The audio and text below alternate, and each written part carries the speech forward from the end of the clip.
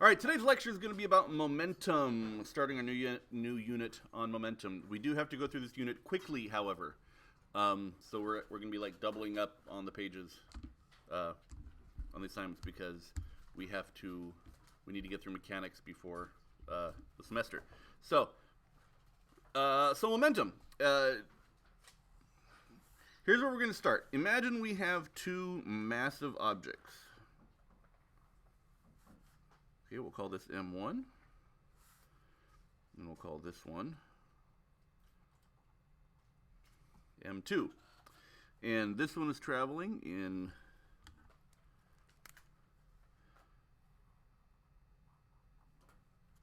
such a direction, and this one is traveling in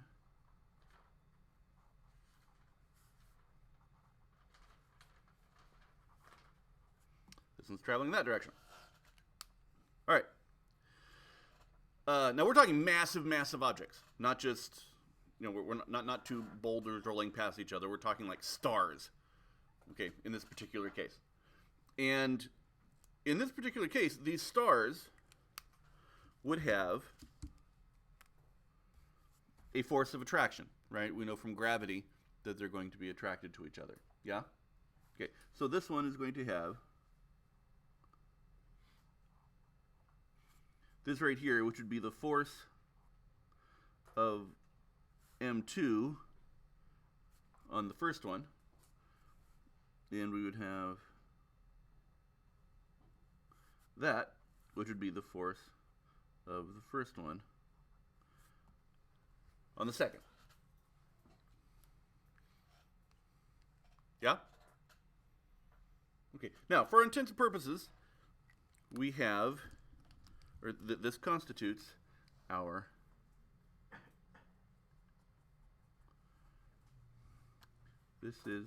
system.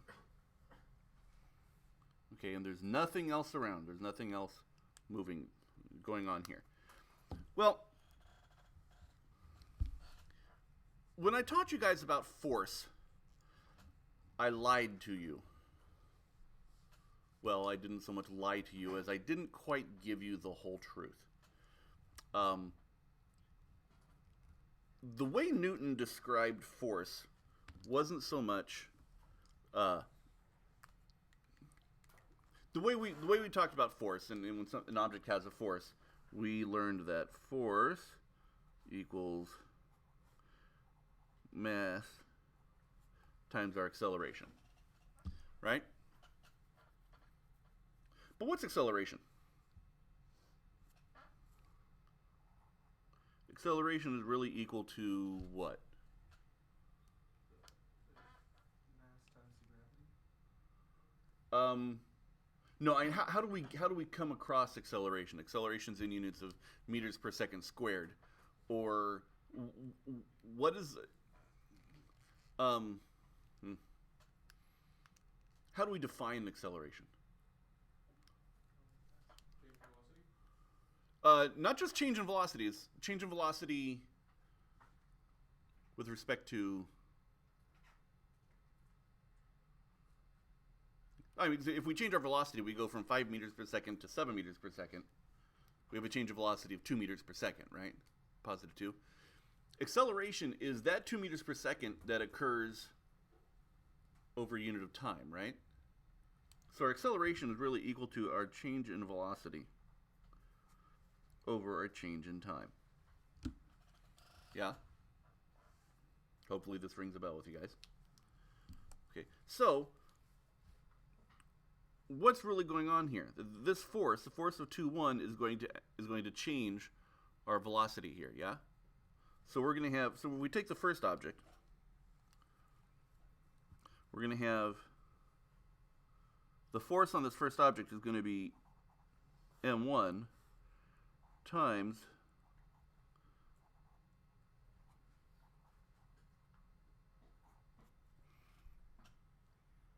does that make sense? That it's going to it's going to be the change in the velocity 1 times the time. So that's going to be the force.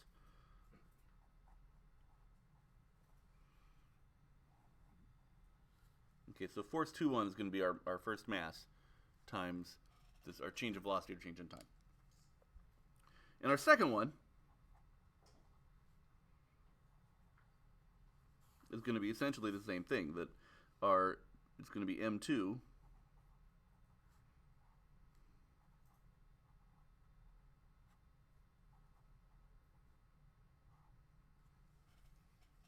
or just the mass of the first one times the acceleration on the first one, and the mass on the second one times acceleration on the second one.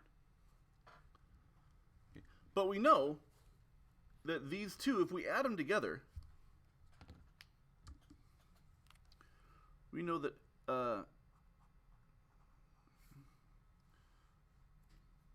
F21, here, let me move this over here to the side.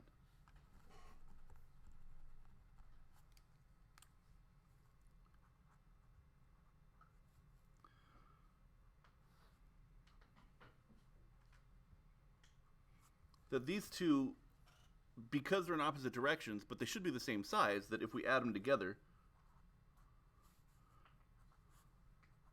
we get 0, right?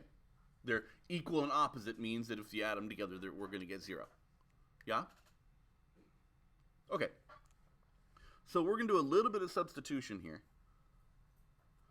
And we're going to plug these things in for F21 and F12. So we're going to get M1 delta V1 over delta T plus M2 delta V2 over delta T, and they're going to equal 0. Well, these are both over the same amount of time, right? So let's factor that out here. Let's do M1 delta V1 plus M2 delta V2, and this whole thing is going to be delta T, and this equals 0. Well, if this plus this divided by time equals 0, what can you tell me about this up here? Or what's going on here? It got dark in here.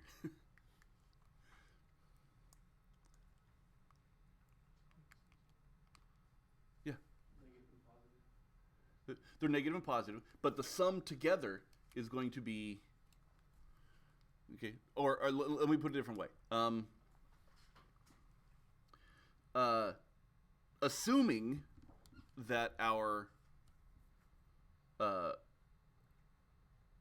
masses are constant, okay, we can write this a different way. We can write this as delta M1 times V1 plus delta M2 times V2, right? If the mass is constant, we're just like multiplying a number in there, okay, and this whole thing equals 0 divided by delta T. This right here, that the change in this value plus the change in this value is going to equal 0, right? Right? Because the delta T, we could just multiply the delta T over. So we're going to go and then times delta T, and that'll become 0. Yeah? So what we get here is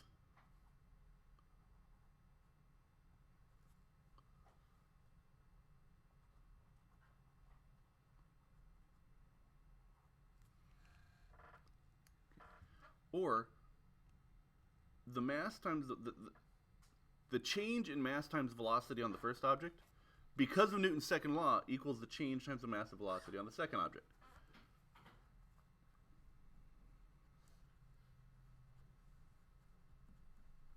Oh, erase. There we go.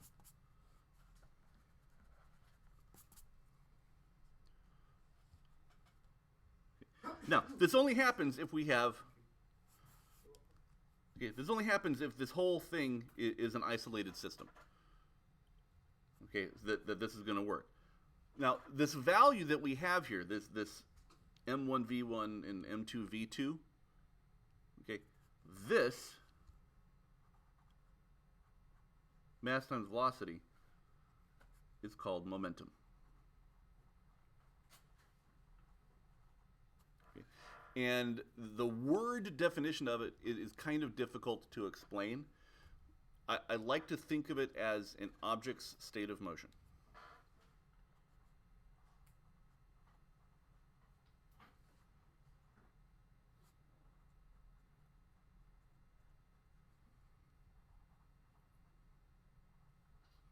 But it sort of understates it because this also takes into account the mass of an object. So if you have two objects that are traveling at the same velocity, but one of them is more massive than the other, the more massive object will have more momentum. And this should fit with your guys' reality. You know, if you see someone on a bicycle, okay, or you're standing in the middle of the street and you have two things rushing towards you. You have someone on a bicycle rushing towards you, and you have someone in a semi-truck rushing towards you. Which one are you more afraid of? Okay, hopefully the semi-truck. Okay, or the super cool Tesla semi that's coming out, which I don't know if you guys paid attention to that, but it's an all-electric semi. That's yeah. Anyways, it's going to be a massive vehicle, and it will run you down, and where you actually might stand a chance with someone on a bicycle. Okay, might hurt a bit, but you won't die. Okay, because the bicycle actually has less momentum, and the truck has more momentum. Well, this right here is the change in momentum. Oh, and by the way, momentum has units of kilogram meter per second.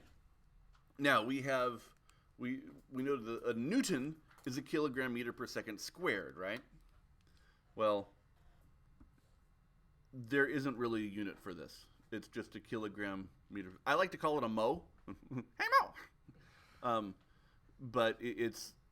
But that's just my term for it. I wish we could just call it a mo, but that would be a very English centric term, and so we creatively call momentum. By the way, our value for it is p. That's our variable. I don't know why. I think it's because other letters were taken, okay, or were confusing, so we call this P for momentum. And this is either the kilogram meter per second, or we can call it a Newton second, and we'll show you why this is the value later. Okay, so these are our units of momentum. This is our momentum formula, P equals mv. And this value up here, okay, our change in momentum, delta P, which equals delta m times v, okay, is called impulse. And it actually has a letter J. Again, I don't know why. It's just called J. Okay, I think it's called J because I is already taken by electricity. I is the letter for current, so we use J for impulse. All right. So let's go back to this though.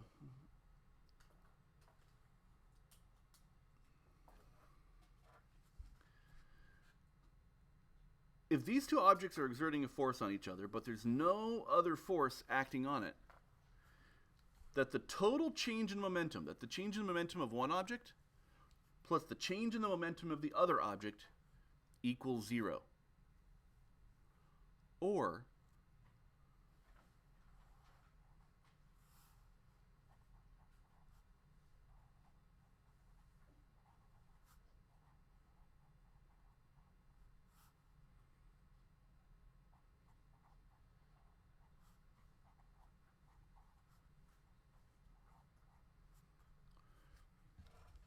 that the total change in momentum equals 0, and that the total momentum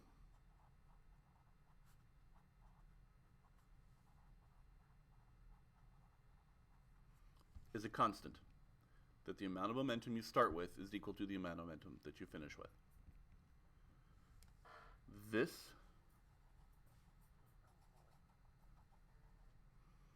is a fancy way of defining the law of conservation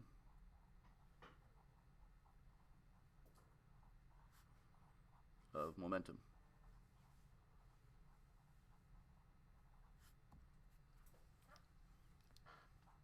LCM.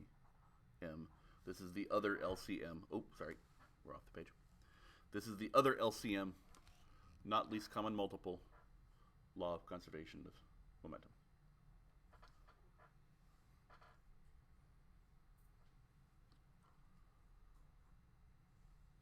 Okay, so we have some applications of this.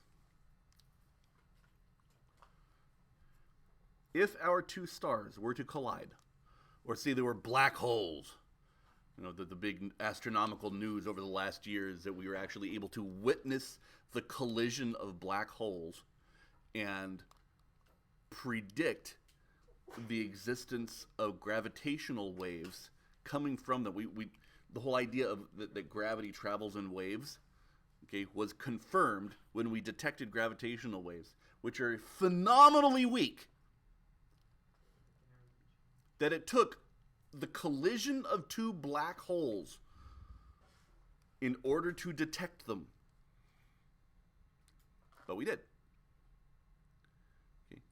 And part of this whole process is that when they collided, that the momentum of one plus the momentum of the other remained constant the entire time. All right, so the way we write this out is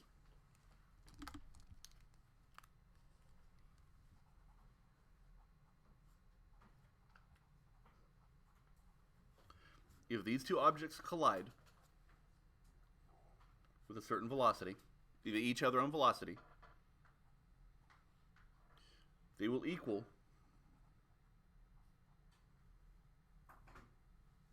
actually I'm going to put primes next to these are little apostrophes.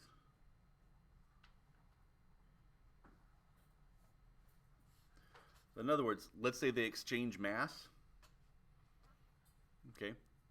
If they exchange some mass, then it's their new mass times the new velocity. But these two, the statement stays the same, that the amount of momentum that they have before a collision equals the amount of momentum they have after a collision. Or, what would a collision be in reverse?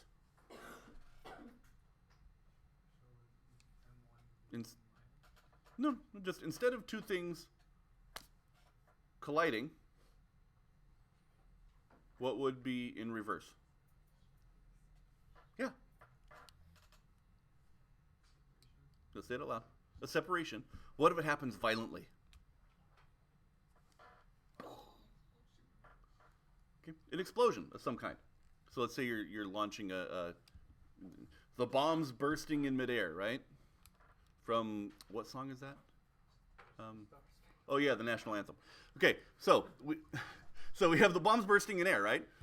Well, all of the pieces of the bombs bursting in air would follow the same idea. Okay, you take the total masses and all the velocities of all the pieces of the bomb. Okay, and you find their center of mass. Okay, and all of those momenta added together would equal the momentum of the bomb as it traveled along its path.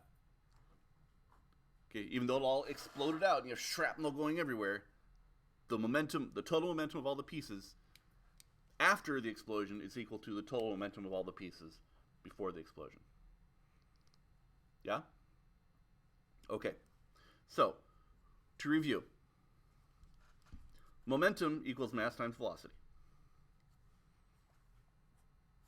Momentum equals mass times velocity. Our change in momentum is called impulse. Okay, impulse, there's another formula for this. Our impulse is also equal to a force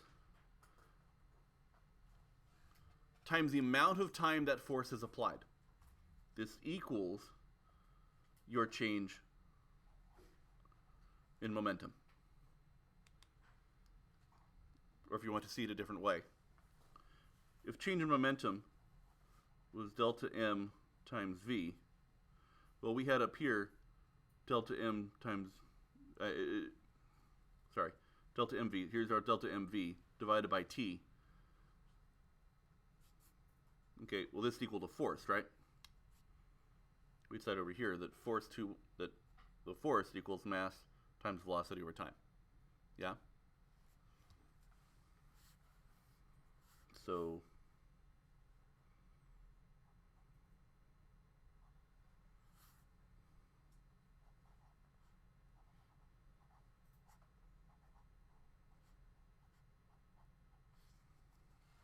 okay, so we defined this value by setting it equal to a force, right? Mass times velocity, right? Mass times acceleration. I just moved the delta to the other side. Well, if we multiply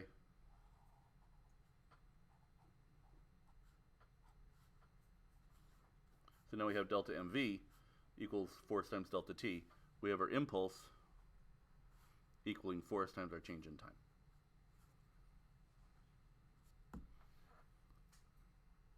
Okay. All right. So that is the overall